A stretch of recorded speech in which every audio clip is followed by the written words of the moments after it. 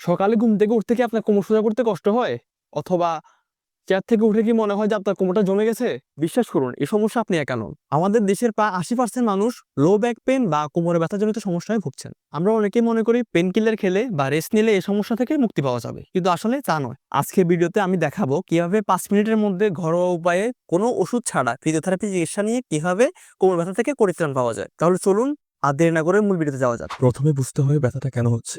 আমরা যখন সারাদিন ভুল ভঙ্গিতে বসে থাকি বা হঠাৎ ভারী কিছু তুলি, তখন আমাদের মেরুদণ্ডের হাড়গুলোর মাঝে থাকা ডিস্কের মাঝে প্রচন্ড চাপ পড়ে। অতিরিক্ত চাপে এই ডিস্কগুলো ফুলে যায় এবং পাশের নার্ভ বা রগের উপর চাপ দেয়। আর তখনই আমরা কোমরে তীব্র ব্যথা বা ইলেকট্রিক শকের মতো অনুভূতি পাই।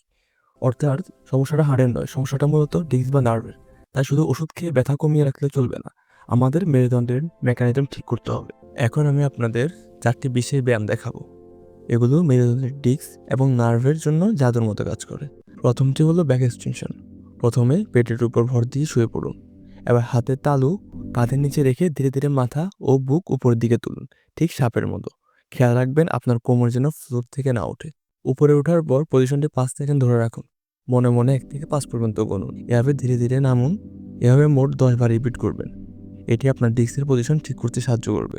দ্বিতীয় ব্যায়ামটি বার ডগ। হামাগুড়ি পজিশনে আসুন। আপনার ডান হাত এবং বাম পা সোজা করে ছড়িয়ে দিন, পিঠ যেন একদম সোজা থাকে।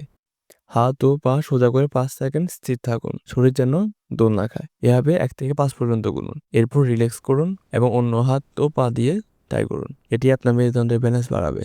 তৃতীয় ব্যায়ামটি হলো ব্রিজিং। এবার চিত হয়ে শুয়ে পড়ুন এবং হাঁটু ভাঁজ করুন। ধীরে ধীরে আপনার কোমর উপরের দিকে তুলুন, যেন শরীর একটি ব্রিজের মতো সোজা হয়। কোমর উপরে তুলে মাংসপেশি শক্ত করুন এবং 5 সেকেন্ড হোল্ড করুন। এবার 1 থেকে 10 পর্যন্ত গুনুন। ধীরে ধীরে নামান। শেষ ব্যায়ামটি হলো নিউরাল স্ট্রেচিং। যাদের পায়ে ঝিনঝিন করে তাদের জন্য এটি সেরা। শুয়ে 1 পা সোজা করে উপরে তুলুন এবং 2 হাত দিয়ে উরু নিচে ধরুন। এটি টানা ধরে রাখবেন না। পায়ের পাতা একবার নিচের দিকে টানুন, আবার উপরের দিকে ঠেলুন। এভাবে 10 বার পাম্প করুন। 1 থেকে এভাবে 10 পর্যন্ত গুনুন।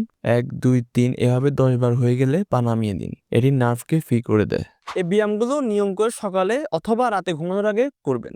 মনে রাখবেন, ব্যথা একদিনে ঠিক না হলেও আপনি নিয়ম করে 7 দিন টানা ধৈর্য ধরে করতে পারলে নিশ্চিত পরিবর্তন অনুভব করবেন। তবে একটি জরুরি কথা, যদি দেখেন কোমর থেকে ব্যথা পায়ের দিকে নামছে অথবা অবশ হয়ে পড়ছেন, তাহলে অবশ্যই খুব দ্রুত একজন বিশেষজ্ঞ ফিজিওথেরাপিস্ট অথবা একজন চিকিৎসকের পরামর্শ নেবেন। যদি আজকের ভিডিওটি আপনার উপকার এসে থাকে বা মনে করেন যে আপনার বন্ধু বা আত্মীয়স্বজনের কারো কোমরে ব্যথা, তাহলেও তাদেরকে শেয়ার করতে পারেন এবং কি লাইক করে আমাদের সাথে থাকতে পারেন।